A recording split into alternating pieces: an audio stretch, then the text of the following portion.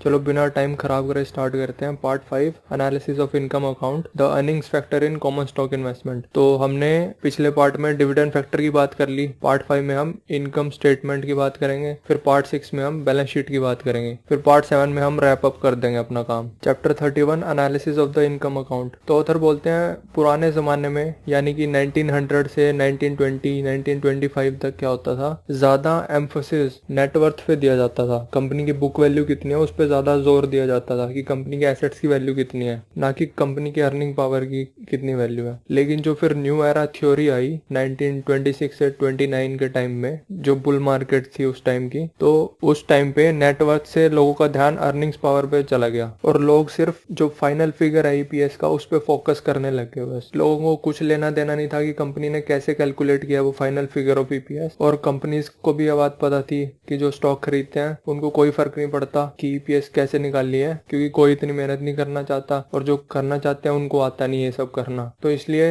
Companies भी EPS manipulate करने की कोशिश किया करती थी। ऑथर बोलते हैं कि हमें बैलेंस शीट और इनकम स्टेटमेंट दोनों को चेक करना चाहिए, उनकी आपस में इंटर रिलेशंस देखनी चाहिए ताकि हमें डबल चेक मिल जाए इंट्रिंसिक वैल्यू पे। क्योंकि अगर कोई भी एक सेंसिबल बिजनेसमैन कोई बिजनेस खरीदता है तो वो सिर्फ उसकी अर्निंग पावर देख के नहीं खरीदता, उसके रिसोर्सेज भी देखता है वो कि कितना कैश है कंपनी के पास, एसेट्स कितने रुपए के हैं कंपनी के पास, तो उसकी बैलेंस शीट भी देखता है वो बंदा। तो हम भी बिजनेसमैन की तरह ही स्टॉक्स में इन्वेस्ट करेंगे पैसे। तो उधर फिर कुछ डिसएडवांटेजेस की बात करते हैं अगर आप सिर्फ अर्निंग पावर पे फोकस करेंगे। पहली यही है कि जो बिजनेस एक्सपीरियंस बोलता है वो तो यही बोलता है कि दोनों चीजें देखनी चाहिए। और दूसरा डिसएडवांटेज ये है, इसी रीजन की वजह से, क्योंकि हम एक चीज पे देख रहे हैं, तो ये जो भी इंट्रिंसिक वैल्यू आप कैलकुलेट करोगे वो लेस डिपेंडेबल होगी। इनकम स्टेटमेंट होती है उसमें अर्निंग्स होती हैं जो वो बहुत रैपिडली चेंज कर जाती हैं as compare to balance sheet. Assets की वैल्यू इतनी जल्दी फ्लक्चुएट नहीं करती जितनी जल्दी इनकम फ्लक्चुएट कर जाती है। तो यानी कि जो इंट्रिंसिक वैल्यू आपकी आएगी वो भी फिर इनस्टेबल होगी, कभी कुछ होगी कभी कुछ होगी।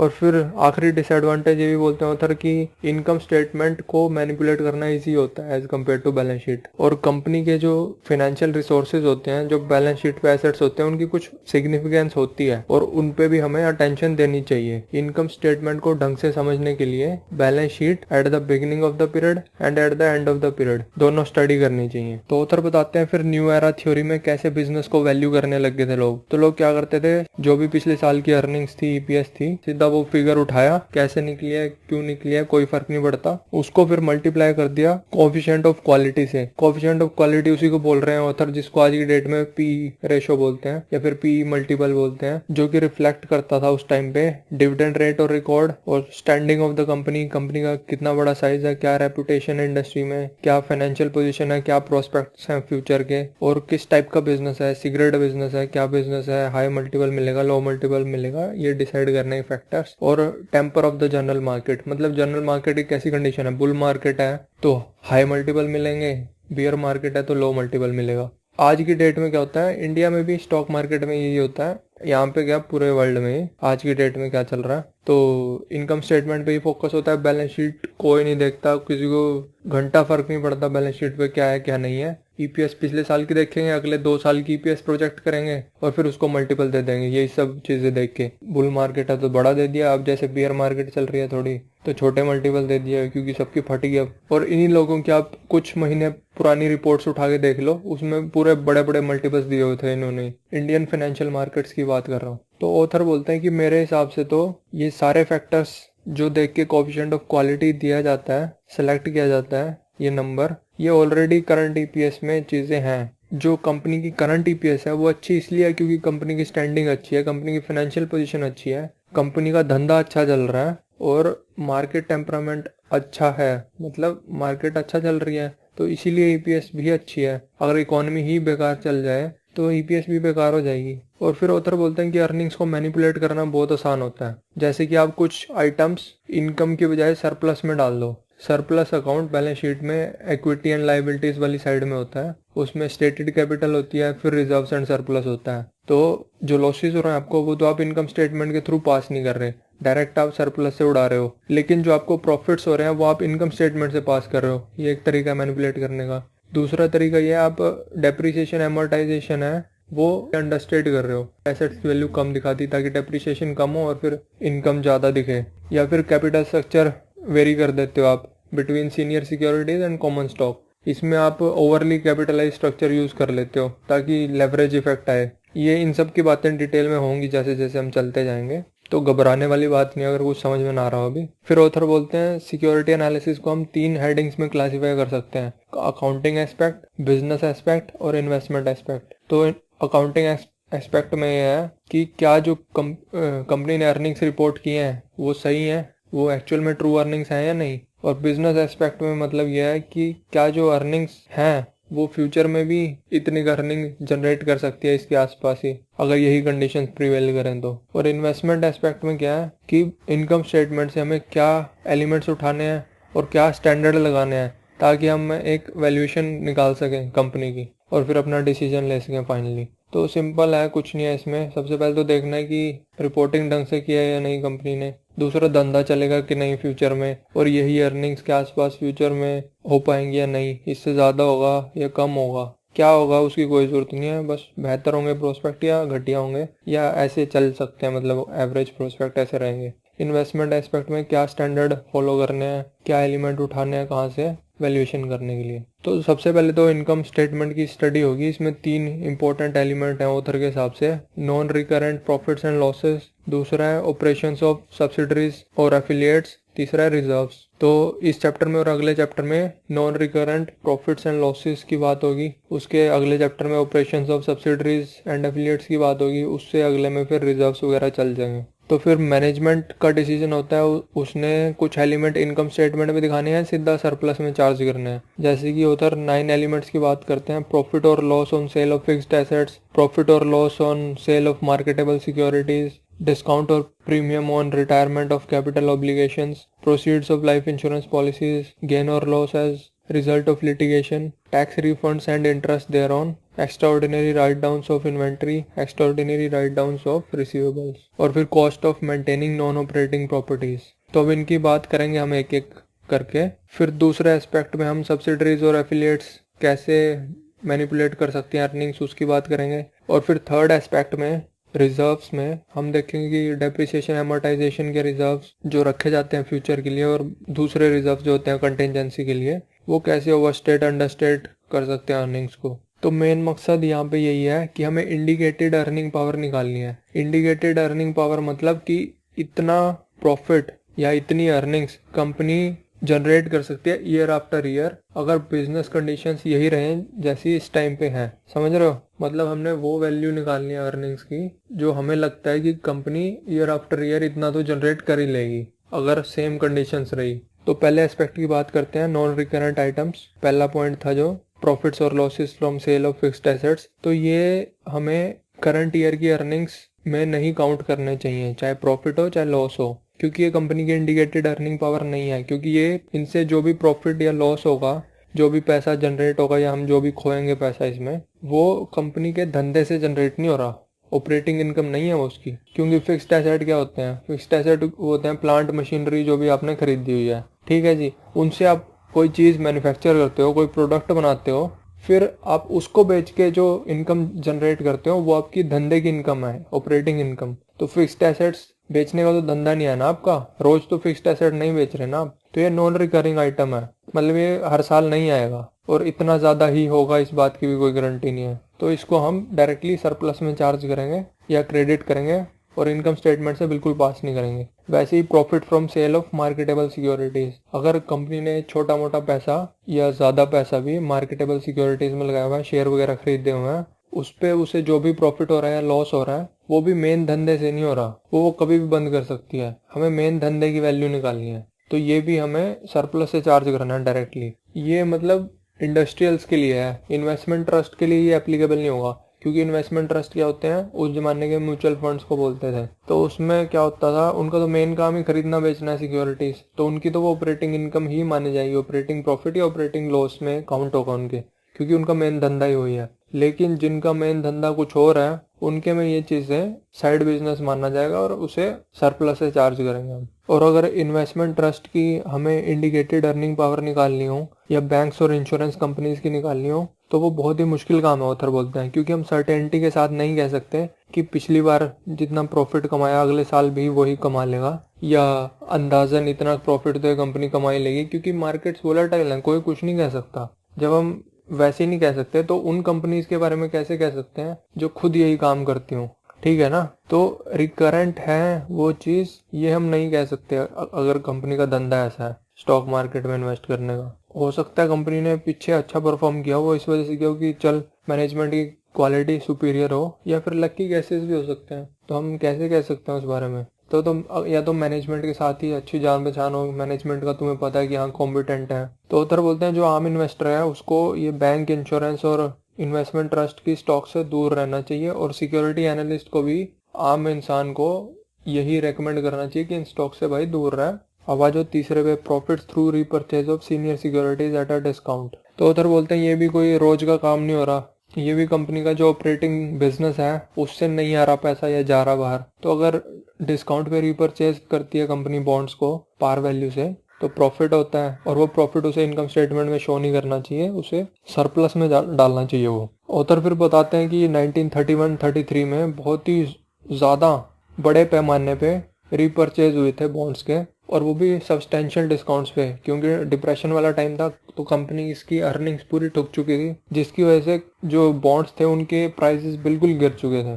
तो प्राइसेस गिर चुके थे, डिस्काउंट पे बिक रहे थे, और कंपनीज के पास कैश पड़ा हुआ था बहुत ज़्यादा, अर्निंग्स थी पुअर उनकी, तो कैश पड़ा हुआ था, तो उन्होंने ये बॉन्ड्स रीपर्चेज कर लिए और प्रॉफिट दिखाने लगे कि हमें प्रॉफिट हुआ, मतलब कम अपना लॉस जो भी हो रहा था डिप्रेशन में वो कम करने लग गए मेन धंधे वाला। ये ऐसी ऐसी चीज़ें करके मैनिपुलेट करने की कोशिश कर रहे थे, मतलब एथिकली भी ठीक नहीं है ये चीज़, क्योंकि बॉन्ड होल्डर्स का तो नुकसान हो रहा है ना, और कंपनी उसे अपनी ऑपरेटिंग प्रॉफिट में दिखा रही है जो कि उसे नहीं दिखाना चाहिए। ऐसी अगर कंपनी प्रीमियम पे करती है रीपरचेज करने के लिए बॉन्ड्स को, तो बॉन्ड होल्डर्स का फायदा होगा, लेकिन फिर कंपनी का नुकसान होगा, लॉसेज होंगे। तो ये भी कंपनी को सरप्लस से उड़ाना चाहिए, इनकम स्टेटमेंट से पास नहीं होनी चाहिए चीज़ भी। तो फिर बाकी 4, 5, 6 आइटम है जो जो बाकी के नॉन रिकरेंट आइटम्स हैं, इनका नाम है प्रोसीड्स फ्रॉम इंश्योरेंस पॉलिसीज, जो कि इनकम शो कर देते हैं इनकम स्टेटमेंट में कंपनीज, और settlement of patent suit income, ये भी इनकम स्टेटमेंट में शो कर देती हैं कंपनीज, लेकिन ये मेन धंधे से तो जनरेट नहीं हो रही ना। टैक्स रिफंड कंपनीज वैसे तो ज़्यादातर सरप्लस में ही दिखाती हैं, लेकिन उस पे जो टैक्स रिफंड पे इंटरेस्ट इनकम जनरेट करती हैं वो इनकम स्टेटमेंट में दिखा देती हैं कई बार, जो कि गलत है। वो भी सरप्लस से चार्ज होना चाहिए, क्योंकि वो भी वन टाइम थिंग है और मेन धंधे से नहीं हो रहा हो। इस चैप्टर में इतना ही। Chapter 32 extraordinary losses and other special items in the income account. तो अब आ जाओ पॉइंट 7 और 8 पे, फर्स्ट एस्पेक्ट की, extraordinary write down of inventories और extraordinary write down of receivables. तो ऑथर बोलते हैं कि जो इन्वेंट्री राइट डाउन की वजह से जो लॉसेज हो रहे हैं वो डायरेक्टली रिलेटेड है कंडक्ट ऑफ द बिजनेस से, और उनको एक्स्ट्राऑर्डिनरी नहीं ट्रीट करना चाहिए, क्योंकि इन्वेंट्री वही तो होती है ना जो आपने माल मैन्युफैक्चर किया है, जो फाइनल प्रोडक्ट है, वो जो स्टॉक आपके पास पड़ा हुआ है माल का, वो जो आपने बेचना है कस्टमर को, वो इन्वेंट्री होती है। ठीक है जी, तो वो तो धंधे से रिलेटेड है ना, मेन धंधे से। तो अगर आप राइट डाउन कर रहे हो इन्वेंट्री को, तो आपको वो इनकम स्टेटमेंट से पास करना चाहिए, ऐसा कह रहा हूँ सर। अगर आप उसे इनकम स्टेटमेंट से पास नहीं करते, सरप्लस में चार्ज कर देते हैं, तो यानी कि आप प्रॉफिट इन्फ्लेट करके दिखा रहे हो।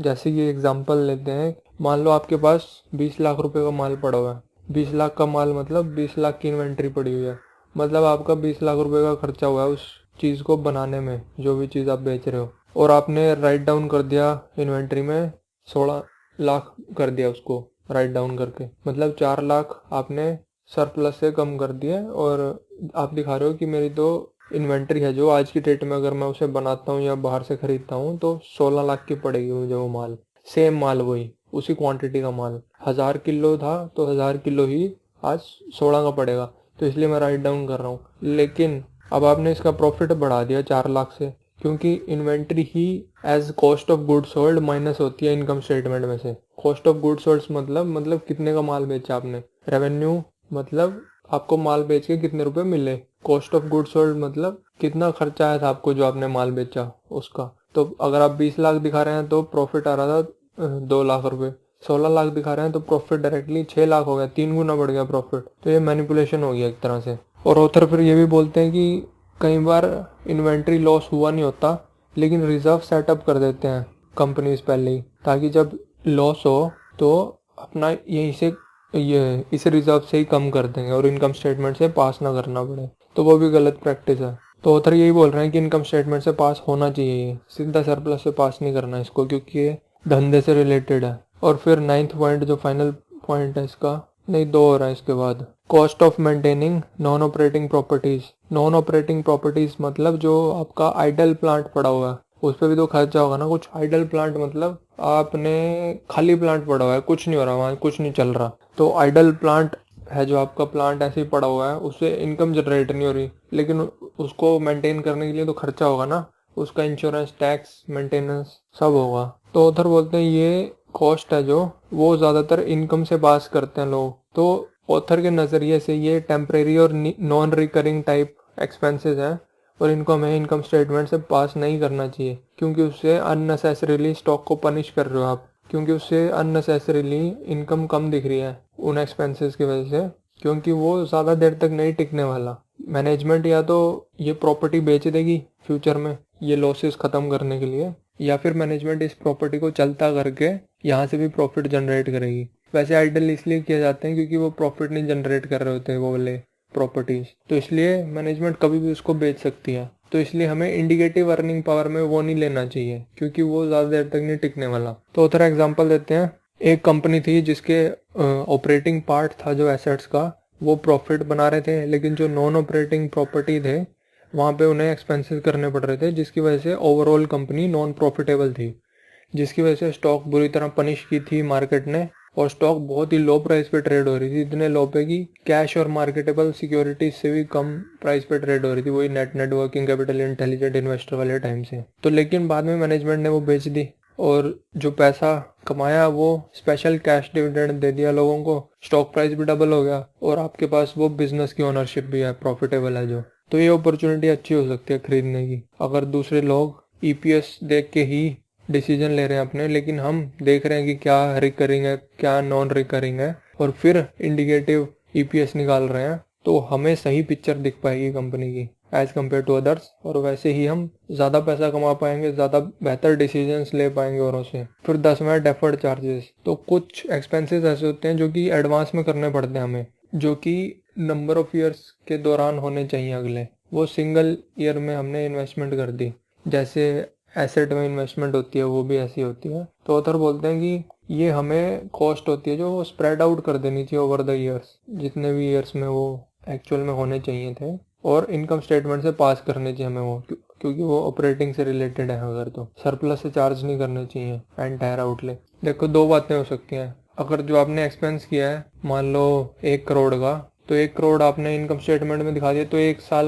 में ही, उसी साल में ही बहुत ज़्यादा भयंकर लॉस दिखेगा, और फिर उसके बाद अगले साल से प्रॉफिट शुरू हो जाएंगे, तो वो गलत तरीका है दिखाने का। या फिर दूसरा तरीका ये है कि आपने वो सरप्लस से उड़ा दिया सारा 1 करोड़ रुपया कि कैश आउटले था ये, इसमें भी आप गलत कर रहे हो, क्योंकि अगले सालों के प्रॉफिट्स फिर ओवरस्टेट हो जाएंगे ये दोनों तरीके यूज़ करके। सही तरीका यही है कि डेफर्ड चार्जेस को ओवर द ईयर्स वो करो, कम करो। अगला है अमोर्टाइजेशन ऑफ बॉन्ड डिस्काउंट, ये लास्ट है।